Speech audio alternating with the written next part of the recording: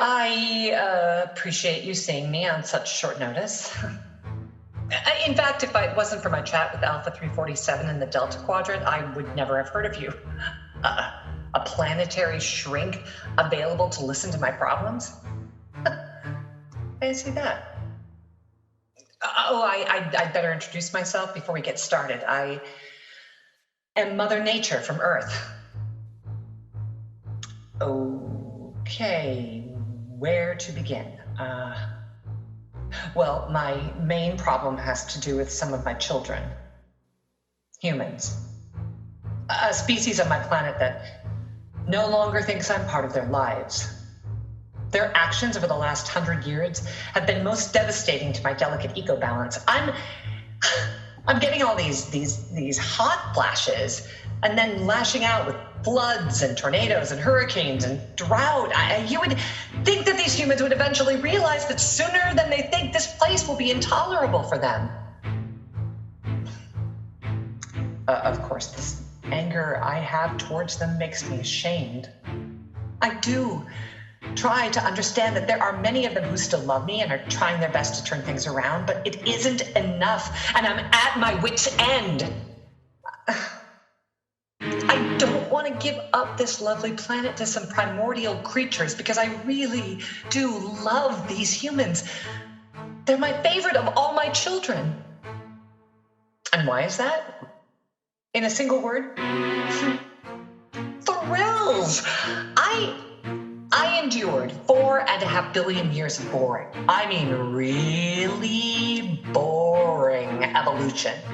Oh yeah, the dinosaurs were cool with a lot of promise, but essentially they did nothing but eat and get really big until some higher power decided to wipe them out with a huge asteroid. And then I had to endure another eon of painfully slow evolution before something I could call exciting finally happened. Humans.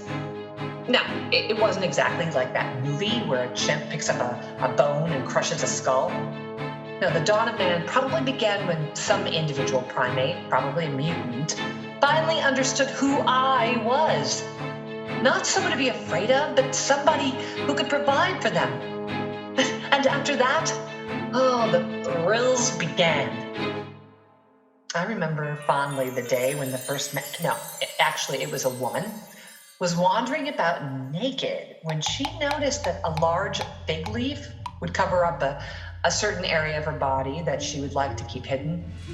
And so she did. Made a fashion statement out of it. Needlessly to say, the men got jealous and did the same. Such copycats. Later, of course, humans discovered that covering up was very practical, especially when the weather got really nasty, and then they came up with ways to make shelter and keep them safe from ferocious beasts. And then one day, they discovered how to harness fire, and they never looked back. Quite amazing. Oh yeah, these humans, they never cease to be entertaining. One day, I was watching this woman warming herself by a nice fire when her Neanderthal of a boyfriend runs into her cave carrying a nice chunk of meat, but then he trips over a rock, falls into the fire, drops his meat, and runs off screaming to the nearest body of water. Now, this was, of course, kind of funny, but there's more to the story. His girlfriend decides to retrieve the meat and eat it, and in doing so, discovers the art of cooking. How about that? And then they started building better hearths, growing crops, and domesticating animals. Hey, they even kept pets, which is so adorable. And of course, with all that extra time and energy, they could celebrate what I meant to them, throwing all those fabulous parties in my honor with all sorts of music and art and live theater. Oh my God, I loved the theater, the dramatic and the comedic, with broad and subtle themes to excite and ignite all of our souls. Oh, did I say they were thrilling? But then came the barbarism of slavery. And I cried and prayed for the Furies to wash away this injustice, but to no avail. Conflicts continued, pitting brother against brother, tribe against tribe, and civilization against civilization. None of them wanted to worship me anymore. That is, until the Great Plagues of the Middle Ages finally persuaded them to believe in a higher power, and that included me. So then all the renaissances started to happen, each with a new hope for peace and prosperity. But all of this caused relentless competition for my raw materials. They needed to fuel the industrial age. Tyrannical leaders now leading their people into global wars and the needless loss of humanity. What in heaven were my favorite children doing? Then, in the last century, we had this special decade called the 60s, filled with wonder and weirdness and a return to nature. I remember I saw the people having this huge outdoor festival where everyone was drinking and dancing and running around naked in the rain and mud.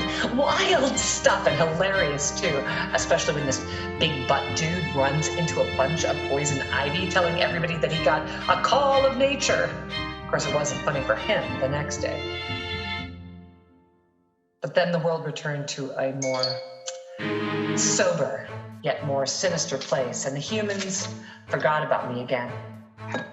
I don't know, maybe I'm to blame instead of them. Maybe I wasn't strict enough. Can I tell you a secret?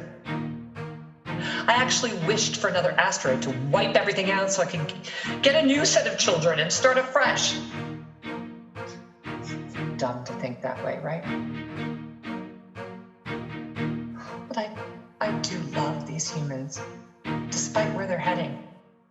Don't they realize their actions have disastrous effects not only on me, but on themselves? I mean, one part of me wants to shake a stick at them, and the other part of me wants to give up and let all my children just fend for themselves.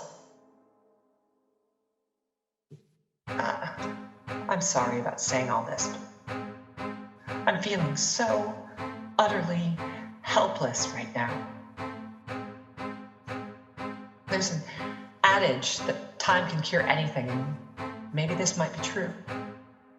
Recently, I noticed a strange development during this latest global pandemic.